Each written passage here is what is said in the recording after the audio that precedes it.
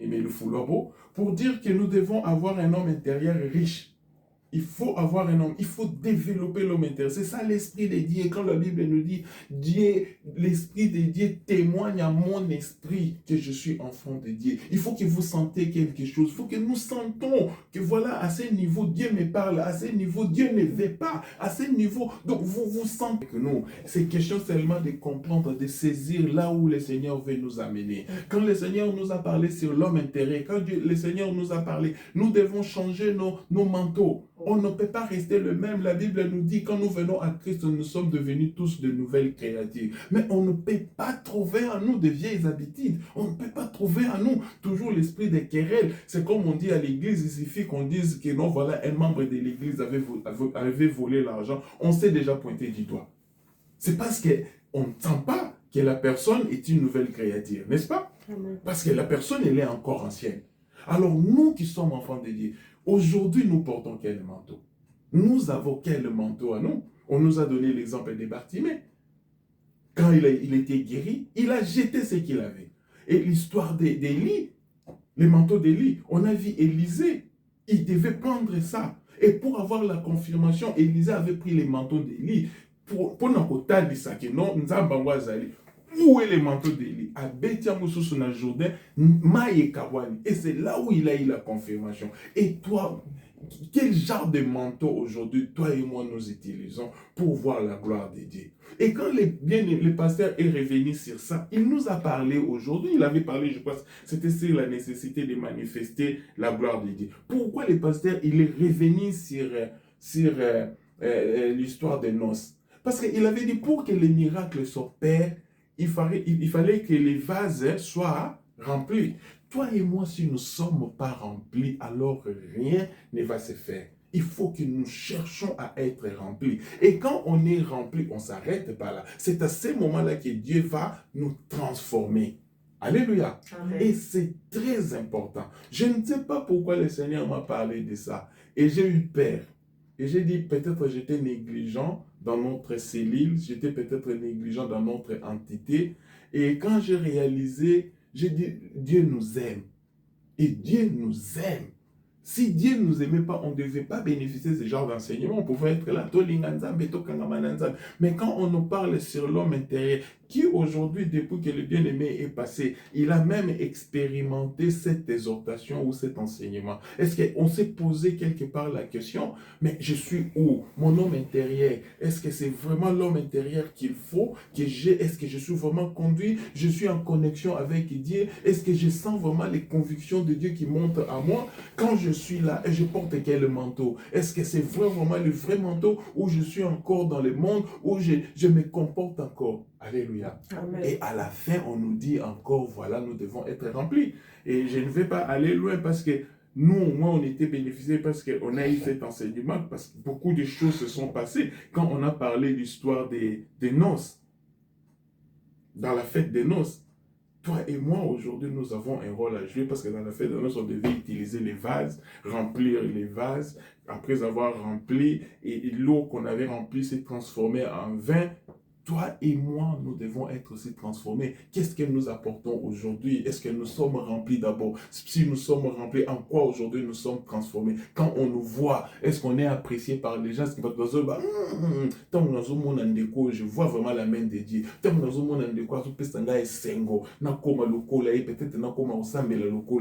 Quand je vois ce bien-aimé, bien qu'il est en difficulté, est-ce que on sent vraiment qu'il est un homme transformé?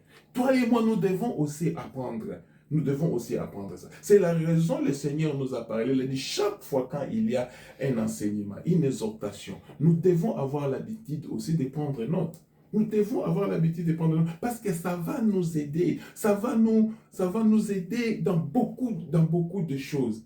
Et à partir de ça, le Seigneur m'a dit aujourd'hui, vous avez organisé la journée qu'on avait. Légèreté en nous, c'est parce qu'en nous, nous ne portons pas.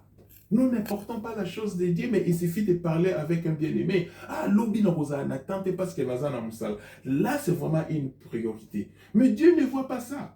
Dieu voit son travail.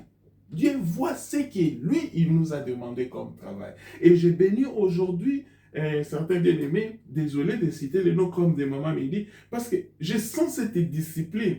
Ou alors, beaucoup, ou alors, beaucoup salango, ou bien beaucoup salati. Et je vois ça avec Aristide. Ou beaucoup salango, ou bien beaucoup salango. On a besoin de ça. Si nous-mêmes nous sommes pas, nous n'avons pas de rigueur les uns avec les autres, alors il y aura une sorte de laisser-aller parmi nous. Si on n'arrive pas à nous faire des remarques ou accepter des remarques, alors c'est que nous ne sommes pas encore transformés. C'est que l'homme intérieur pose problème. C'est qu'en nous, on a encore l'ancien manteau ou c'est que nous ne sommes pas remplis.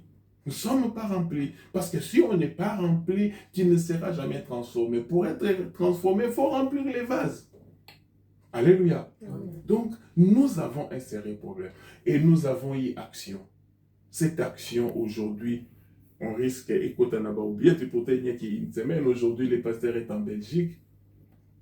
Et nous, aujourd'hui, nous parlons, nous parlons plus de ça. C'est là où le Seigneur m'a conduit encore, Maman me dit, je voulais que nous lisons Actes 10, 42. Ça, c'était juste une introduction, mais je voulais maintenant entrer dans l'importance de ce que le Seigneur m'a parlé sur les trois grands axes sur l'homme intérieur, sur les manteaux. Est-ce que nous sommes vraiment remplis? Il faut que chacun de nous pose la question. Je suis où? Est-ce que je suis au niveau d'abord de l'homme intérieur? Mon homme intérieur, est-ce que l'esprit me parle? Est-ce que j'écoute la voix de Dieu? Est-ce que je suis sensible à ce que le Seigneur me montre? Est-ce que je suis sensible à ce que le Seigneur, quand il me parle? Ou alors, je suis béni, je suis guéri, je suis aujourd'hui un enfant de Dieu, mais peut-être je garde encore cet ancien manteau. Alléluia. Maman me dit, tu peux lire Acte 10, 42. Je lis au nom de Jésus. Amen. Et Jésus nous a ordonné de prêcher au peuple et d'attester que c'est lui qui a été établi par Dieu, juge des vivants et des morts. Alléluia. Amen. Dans ces versets, c'est là où le Seigneur voulait m'introduire sur l'action qu'on avait eue au métro Hoche là-bas, sur l'évangélisation. Amen. Amen. Sur l'évangélisation. Mais bien aimé, on ne le fait plus. Mais bien aimé, c'est comme si on a peur. Mais bien aimé, c'est comme si on craint la réponse. On ne sait pas la personne que je vais aborder. Mais bien aimé, quand on est parti évangéliser avec Maman Mehdi et le pasteur Bailon, j'observais Mehdi à distance. J'ai vu une maman ou une blanche là qui venait vers Mehdi et Maman Mehdi l'a abordée et j'ai vu comment cette femme a dédaigné Maman Mehdi. Elle est partie, c'est comme si elle ne voulait même pas. Et si tu n'es pas converti, tu risques de te décourager, tu risques même de te poser des questions. Mais Seigneur, nous sommes venus pour ta gloire. Pourquoi quelqu'un peut me manquer de respect comme ça? Même moi, là où j'étais, toutes les personnes que j'ai évangélisées, ils étaient tous musulmans. Alléluia. Amen. Ils étaient tous musulmans. Mais j'ai eu à partager avec eux. Mais le pasteur Bailon, qu'est-ce qu'il disait? L'essentiel, ce n'est pas de ramener le brebis le même jour. Alléluia. Amen. Ce n'était pas ça l'objectif. Mais c'était de transmettre ce que le Seigneur avait déposé à nous, sa mission. Allez, faites de toutes les nations les disciples. Et la Bible nous dit, c'est Dieu seul qui est fidèle. C'est lui seul qui le fera. Toi, tu as fait ton travail, un point, un trait. Le reste, ce n'était plus notre affaire à nous. Ce qui va koya, gloire à Dieu. Ce qui peut pas koya, gloire à Dieu. Alléluia. Amen. Et Dieu seul, c'est le travail qu'il devait faire katina batouana. Je pense que vous avez remarqué dans la salle, il y avait un Sénégalais, un monsieur là. Je crois qu'il était aussi parmi bateau qui na air moko ponctuel. Quand nous sommes entrés dans le métro 5, on a vu ce monsieur. Il avait trop de sacs tout autour de lui avec un guitare. Et pendant qu'il jouait, c'est le pasteur qui a dit, Roger, avant de descendre, on va dire à ce monsieur de descendre avec nous. On va lui remettre une invitation.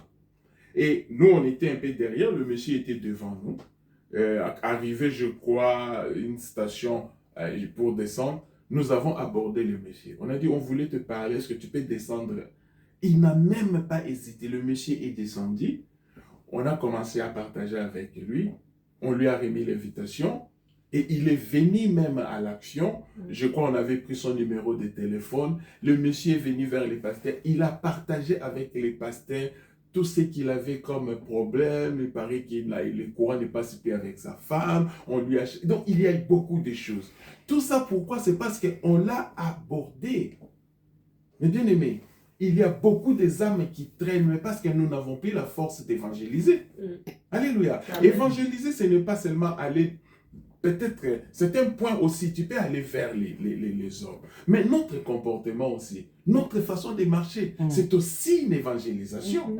C'est aussi une évangélisation. Des gens vont penser peut-être que non, peut-être tu as l'argent. Quand on te voit, ils vont t'appeler, ils vont te demander. Mais ce que tu as, on nous a appris ça, je ne vais pas revenir sur ça. Maman me dit, tu peux prendre quand même l'histoire de Pierre et Jean, non? Je crois que c'était dans Acte 3. Nous connaissons cette histoire. Pour voir ce genre d'évangélisation, quelqu'un qui est malade, il attend quelque chose, mais on lui donne quelque chose de plus grand par rapport à ce qu'il attendait, qu'il devait obtenir. Et toi et moi, nous disons jour et nuit, Christ a nous l'espérance de la gloire. Et nous faisons quoi de ça? Nous faisons quoi de la puissance de Christ? Nous faisons quoi de cette richesse? Nous faisons quoi de ces manteaux que nous avons? Nous faisons quoi parce que nous sommes remplis? Nous sommes ces vases aujourd'hui, nous sommes transformés aujourd'hui, chacun est conscient qu'il sert le Seigneur. Mais nous faisons quoi? Même dans nos milieux de travail, nous ne faisons rien. Même quand nous sommes avec les amis, on ne sent pas, nous, que nous sommes enfants de Dieu. Au contraire, nous aussi, nous subissons l'influence. Quand on est avec ces gens-là,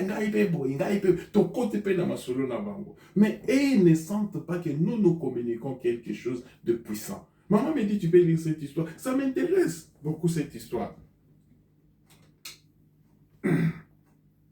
Acte 3, maman me dit. Je lis. Amen. Amen. Pierre et Jean montaient ensemble au temple à l'heure de la prière. C'était la 9e heure. Il y avait un homme boiteux de naissance qu'on portait et qu'on plaçait tous les jours à la porte du temple appelé la Belle, pour qu'il demandât l'aumône à ceux qui entraient dans le temple. Cet homme, voyant Pierre et Jean qui allaient y entrer, leur demanda l'aumône. Pierre, de même que Jean, fixa les yeux sur lui et dit, « Regarde-nous. » Et il les regardait attentivement, s'attendant à recevoir de quelqu'un. Maman me dit, arrête-toi là-bas, s'il vous plaît. Quand nous lisons ce verset, ça dit parce que ces deux bien-aimés, si ce jour-là, ils avaient dit, bon, on ne va pas aller prier, peut-être ils n'allaient pas rencontrer ces messieurs-là. Alléluia. Amen. Donc, toi et moi, quand nous venons aujourd'hui dans une rencontre de prière, toi et moi, là où nous sommes, mais dans ces versets, quand nous voyons dans le 6e verset, alors Pierre lui dit, je n'ai ni argent ni or, mais ce que j'ai, je te les donne au nom de Jésus-Christ de Nazareth. Lève-toi et marche. Ces hommes n'ont pas hésité, ces hommes n'ont pas eu peur, mais ils ont dit vrai ce qu'ils avaient, ce que toi et moi nous avons aussi.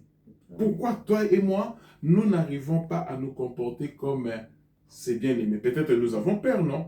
Peut-être nous craignons peut-être les représailles. Bon, ils vont me dire quelque chose, peut-être ça va me faire mal.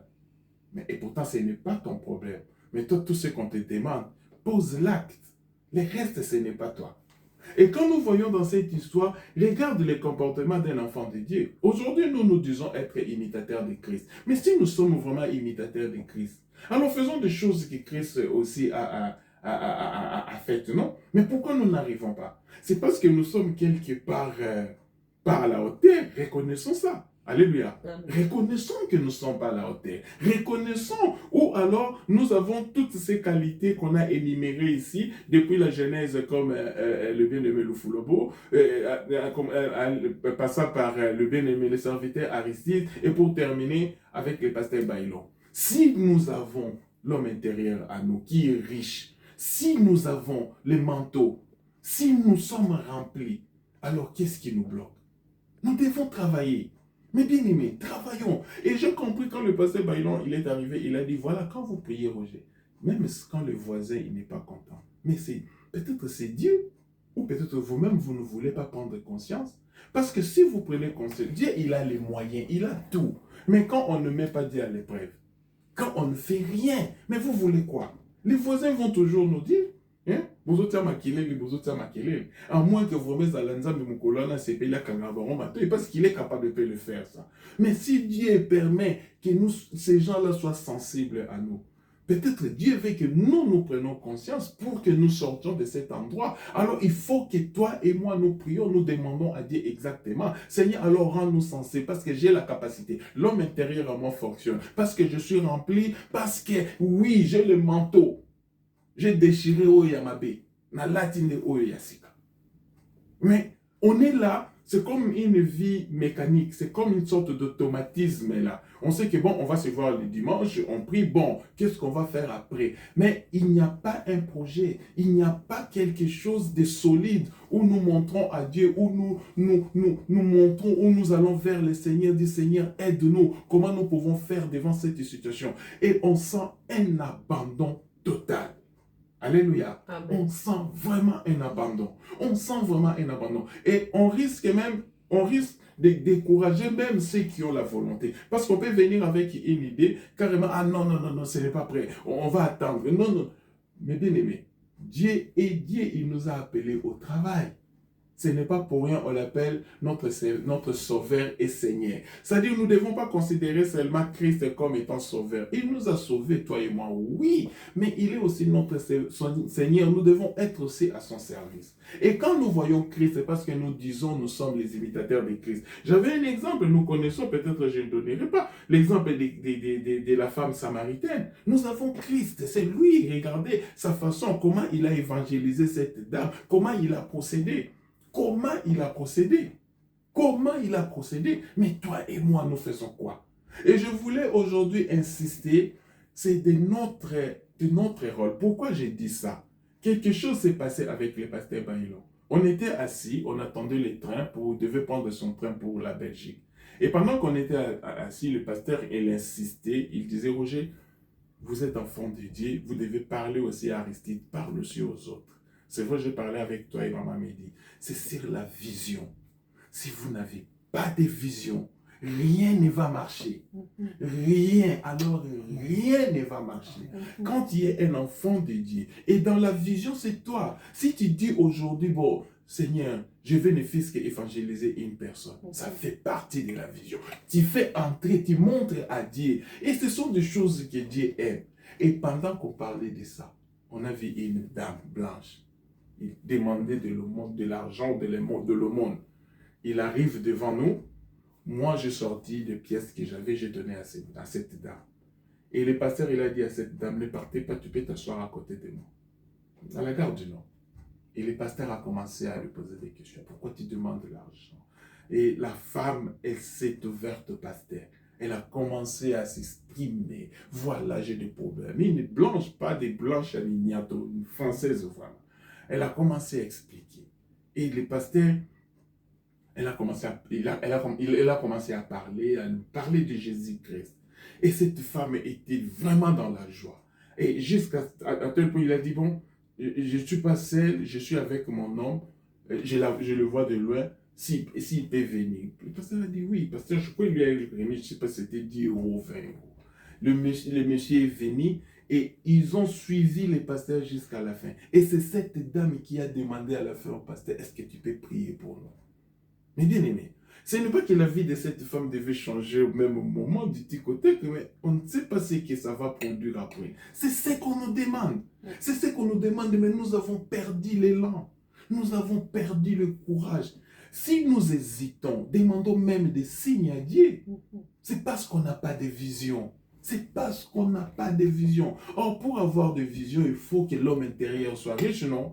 Pour avoir une bonne vision, quand je parle de vision, je ne parle pas des lunettes, hein, vous comprenez ce que je suis en train de dire. Quand on n'a pas de bons manteaux, quand on n'est pas rempli, vous voyez la difficulté aujourd'hui. Alors, nous devons sortir de de cette vie, je dirais, religieuse. Il faut que nous entrons dans la vie des enfants de Dieu, comme les pasteurs disaient. Si aujourd'hui, nous nous comportons comme une religion, ou si nous nous comportons comme une assemblée, on verra Aristide, on verra Maman Mehdi, on verra les pasteurs Bayo. Mais si nous nous comportons comme Église, si nous nous comportons comme enfants de Dieu, c'est qu'à ce moment-là, nous verrons Christ.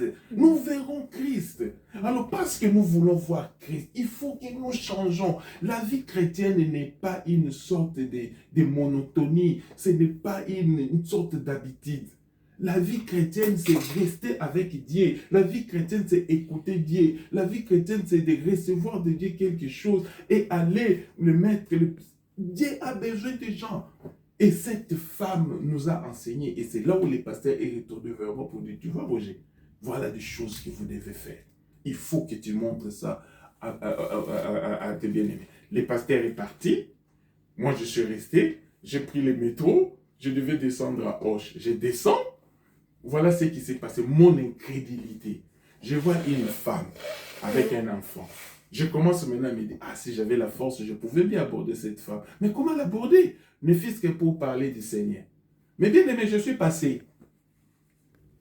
Après, c'est la femme qui m'appelle. Monsieur, s'il vous plaît, est-ce que vous pouvez avoir 1 euro? J'ai vraiment faim. J'avais honte. C'est vrai, j'ai donné l'argent à cette femme. C'est-à-dire, j'hésitais. Je pouvais bien aborder la femme, par exemple, et dire, ah bonjour madame, est-ce qu'on peut parler un peu? Peut-être que vous pouvez me demander l'argent, n'est-ce pas? Mais voilà que j'ai raté ces rendez-vous. Et le Seigneur m'a rappelé, pourquoi vous manquez le courage? Ou pourquoi nous manquons alors le courage? Pourquoi nous manquons le courage? Moi, quand on est allé avec Maman Mehdi et le pasteur Bailon, un monsieur m'a même parlé mal. Il m'a dit, non, vos histoires là, je ne m'intéresse pas à ça. Moi, je fais ma part. Mais aujourd'hui, nous devons quand même travailler. Travaillons pour Christ, travaillons pour l'évangélisation, ramenons les brebis égarées dans la maison de Dieu. Il y a beaucoup de problèmes qui se passent tout autour de nous. On ne nous demande pas d'être je ne sais pas, des justiciers, non. Mais Dieu, c'est un Dieu d'amour. Tu parles, vous sentez l'ouverture, ok. Vous sentez la fermeté, vous continuez votre chemin. Donc, faisons quelque chose pour notre Dieu. Et c'est l'exemple même pendant que je préparais cet enseignement. Je ne sais pas pourquoi le Seigneur m'avait amené dans les livres des juges, Maman Mehdi. Je ne sais pas ce que le Seigneur voulait m'enseigner, ce que le Seigneur voulait me parler dans le juge 6. Je crois que c'est l'histoire de Gédéon. Mais je crois qu'il voulait me parler plus sur les signes. Je pense que nous connaissons cette histoire. Maman me dit, si tu permets, je peux quand même lire. Dans Gédéon 6, à partir du 11e verset, suivons cette histoire. La Bible nous dit ceci. Puis vint l'ange de l'Éternel et il s'assit sous les térébintes d'Ophra qui appartenait à Joas, de la famille d'Abiézer. Gédéon, son fils, battait du froment au pressoir pour les mettre à l'abri des mendiants. Nous connaissons. L'ange de l'Éternel lui apparut et lui dit, l'Éternel est avec toi. Toi et moi, aujourd'hui, l'Éternel est avec nous. Nakosi? Dieu est avec nous. Mais voilà, lui au moins, on vient lui confirmer. L'ange de l'Éternel lui apparut et lui dit, l'Éternel est avec toi, vaillant héros. Gédéon lui dit, imaginez, hein, tu vois l'ange qui apparaît, il te donne un message. Gédéon lui dit, ah mon Seigneur, si l'Éternel est avec nous, pourquoi toutes ces choses nous sont-ils arrivées? C'est pareil aussi pour nous, non? On a toujours des réclamations, on voit toujours les choses de façon négative. Ah Seigneur, pas si oyo. Ah Seigneur, ma kamba préfecture oyo. Ah Seigneur, ma kamba bandaku oyo. Ah Seigneur, ah Seigneur, ah Seigneur. Mais quand je comprends maintenant pourquoi le Seigneur voulait que nous lisions ces versets. L'Éternel est avec nous. Pourquoi toutes ces choses nous sont-ils arrivées? Et où sont ces prodiges que nos pères nous rencontrent? Quand ils disent l'Éternel ne nous a-t-il pas fait monter hors d'Égypte? Maintenant, l'Éternel nous a abandonnés et nous livre entre les mains des Madians. L'Éternel se tourne vers lui et dit, va avec cette force. Toi et moi, nous avons la force que Dieu nous a donnée. Toi et moi, n'hésitons pas. Il ne faut pas être comme Gédéon au début. Parce que nous avons la foi. Nous croyons à la puissance de Dieu. Alléluia. Amen. Et si on continue l'histoire, l'Éternel se tourna vers lui et dit, va avec cette force que tu as et délivre Israël de la main des mendiants, n'est-ce pas moi qui t'envoie. Gédéon lui dit encore, ah mon Seigneur, avec quoi délivrerai-je Israël? Voici ma famille est la plus pauvre en Manassé et je suis le plus petit dans la maison de mon père. L'Éternel lui dit encore, vous voyez comment l'Éternel insiste? Peut-être toi et moi, nous avons trouvé grâce. Peut-être toi et moi, nous sommes encore en vie. Peut-être toi et moi, nous voyons des choses. Peut-être toi et moi. Alors réveillons-nous parce que nous avons tout ce que le Seigneur a déposé comme qualité en nous. Si nous avons l'homme intérieur en nous qui est riche, si nous avons les manteaux, si nous avons aussi où nous sommes remplis, alors faisons ce travail. Faisons ce travail. Aujourd'hui, si l'Éternel nous envoie dans cette histoire, j'ai compris. Hein? Parce que dans l'histoire ici, quand nous voyons Gédéon, son papa, il était dans l'idolâtrie, je crois que c'était Joas. Hein? Il était vraiment dans l'idolâtrie. Mais Dieu a utilisé Gédéon, il voulait montrer, c'était le choix de Dieu. Or, toi et moi, nous sommes déjà bénéficiaires de ces choix-là. Nous sommes aujourd'hui enfants de Dieu, toi et moi. Mais pourquoi nous n'arrivons pas à faire quelque chose? Parce que la force aussi est en nous. Mais quand nous lisons cette histoire, nous pouvons aller un peu plus loin. À partir du 36e, par exemple, verset, Gédéon a dit, si tu veux délivrer Israël par ma main, comme tu l'as dit, voici, je vais mettre une toison de laine. C'est-à-dire, il demande même les signes. Si Gédéon a demandé les signes, parce que toi aussi, tu as trouvé grâce à Dieu, demande un signe. Demande ne fût-ce qu'un signe. Nous, les pasteurs Baïlon, il parlait, il a dit, voilà, Roger, on parle de quelque chose, on voit cet homme venir, cette femme venir vers nous. Toi-même, moi-même, j'ai vu, Seigneur, est-ce que je peux aborder? C'était déjà un signe, c'était déjà une disponibilité. Mais voilà, j'ai négligé. Et c'est cette femme qui m'a rappelé. Qui m'a rappelé le fait qu'il m'a appelé. C'est vrai, il voulait demander l'argent. Moi, je ne savais pas. Or, moi, j'avais déjà un objectif. Pourquoi je ne l'ai pas fait? Et aujourd'hui, l'œuvre de Dieu traîne. Aujourd'hui, nous n'arrivons pas, par exemple, à s'envoler. Aujourd'hui, nous sommes là. Aujourd'hui, voilà, on est chétif, c'est comme si quelqu'un qui est dans l'eau, il nage, après il se rend compte pour voir la distance, mais non, il remarque qu'il est au même endroit. Alors il faut que nous allons de l'avant, nous devons travailler sur l'évangélisation, nous devons faire quelque chose, nous devons demander l'autorité de Dieu, nous devons marcher dans la crainte de Dieu. J'avais beaucoup de versets ici, nous avons vu l'histoire des Christ dans Jean 4, l'histoire de la femme samaritaine. Nous connaissons cette histoire, comment Christ il a abordé cette femme. Et à la fin, nous voyons c'est cette femme qui a ramené tout un peuple. Donc toi et moi, nous avons un rôle à jouer. Ce n'est pas pour rien. Quand nous voyons encore l'histoire des... C'était l'histoire encore des... Il y a une histoire que j'ai pas pu mentionner. Donc, toi et moi, nous avons un rôle à jouer. Maman me dit, nous pouvons lire encore 2 Timothée 4D. 2 Timothée 4D. Oui. Ça, c'est maintenant pour nous encourager. C'est que le Seigneur attend de nous. 2 Timothée 4D. Je lis. Oui. Prêche la parole. Insiste en toute occasion, favorable ou non. Amen. Reprend, censure, exhorte avec toute douceur et en instruisant. Amen. Alléluia. Amen. Prêche. Prêche. Le Péwanakaka Oyoyebi. Je fais connaissance avec beaucoup de bien-aimés que je ne connais pas dans ma page Facebook. Il y a une dame, chaque fois il m'envoyait des messages. Et à un moment donné, il m'a dit, est-ce qu'on peut partager? On a commencé à partager. Et c'était vraiment intéressant parce que cette dame connaissait le Seigneur. Mais quand elle a su que moi aussi, j'étais dans le Seigneur, le langage avait changé. C'était vraiment un langage des enfants de Dieu. C'est ce que nous voulons.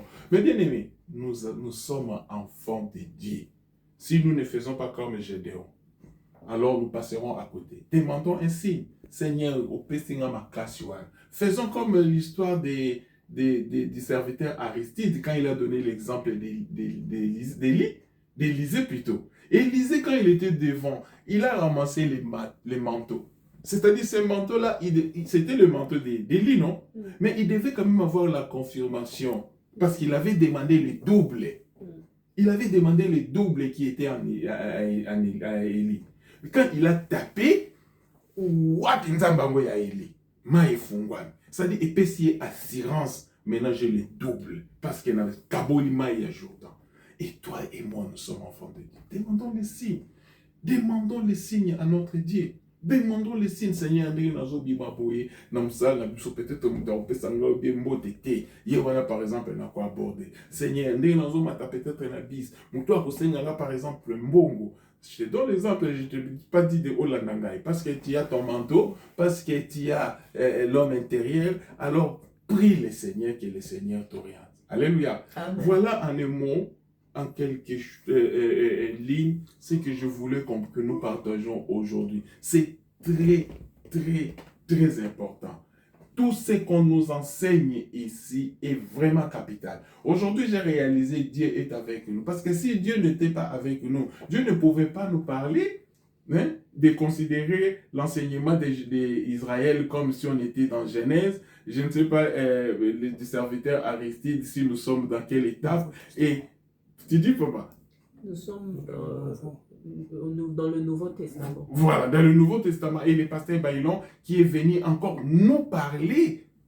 Il est venu nous parler. Alors toi et moi, nous devons prendre conscience. Nous avons travaillé. Nous avons appelé le bien-aimé pour venir dans cette action. Peut-être dans 3 mois, peut-être dans 6 mois, nous serons obligés peut-être d'organiser. Mais aujourd'hui, tu prépares qui est cette personne-là que le Seigneur t'a orienté? Voilà aujourd'hui le défi que nous devons nous lancer, les défis que nous devons présenter au Seigneur. Dis Seigneur, parce que je suis enfant de Dieu, parce que tu m'as parlé sur l'homme intérieur, parce que je sais que mon homme intérieur est opérationnel, permettez les termes, mais parce que je sais que j'ai le manteau, le vrai manteau alors d'un enfant de Dieu, parce que je sais que je suis rempli. Je suis ce vase-là qui est rempli. Alors transforme-moi, ramène-moi, conduis-moi, afin qu'il n'a beau tabamboumaï. C'est ce qu'aujourd'hui le Seigneur attend de nous. Alors, et je voulais aujourd'hui, chaque fois qu'on aura prière, chaque jeudi, que chacun au moins, faisons ça. N'attendons pas de réponse dans l'immédiat, mais toi et moi, posons seulement l'acte. Posons l'acte que le Seigneur nous demande. Allons vers les bien-aimés. Ils ont besoin de nous. Aujourd'hui, il y a des malades. Aujourd'hui, il y a beaucoup de choses qui se passent. Beaucoup de choses qui se passent à travers le monde. Toi et moi, nous avons conscience que le monde est sous la puissance du diable. Mais si toi et moi, toi qui pries, tu as conscience, mais c'est lui qui ne prie pas. Imaginez, il est vraiment à la merci. Imaginez, il est dans cet engrenage. Mais il n'y a que toi. Le Seigneur attend toi. Ce n'est pas l'ange qui va descendre, mais c'est toi qui vas jouer ce rôle-là. Alors faisons cet effort, même quand nous sommes avec nos enfants. Souvent, nous avons perdu aussi quelque part un peu l'autorité. Oui, ça peut arriver. Je peux trouver ça normal, mais nous sommes enfants de Dieu. À un moment donné, tu prends la décision, tu dis, Seigneur, aujourd'hui parle-moi. Je vais appeler X ou Y enfant. Je vais parler avec lui. Je vais, Père éternel, quand je vais parler, mais que ça ne soit pas moi, mais que c'est toi qui m'utilises. Mais parce qu'on ne le fait pas. Parce qu'on ne demande pas à Dieu. Et quand on ne demande pas à Dieu, Dieu croise les bras, à moins que dans sa souveraineté, à ça la makamoumoussous. Mais alors, utilisons notre Dieu, comme le pasteur avait dit. Nous avons la puissance de Jésus-Christ en nous. Mais pourquoi nous ne voulons pas exploiter cette puissance à 100%? Parce que nous sommes enfants de Dieu. Aujourd'hui, nous disons, il n'y a plus de condamnation pour ceux qui sont en Christ. Nous sommes de nouvelles créatures. Qui dit nouvelle créature? Nouveau manteau. Qui dit nouvelle créature? L'homme intérieur. Qui dit nouveau... Donc voilà, il y a beaucoup de qualités en nous. Mais alors, mettons ça en pratique.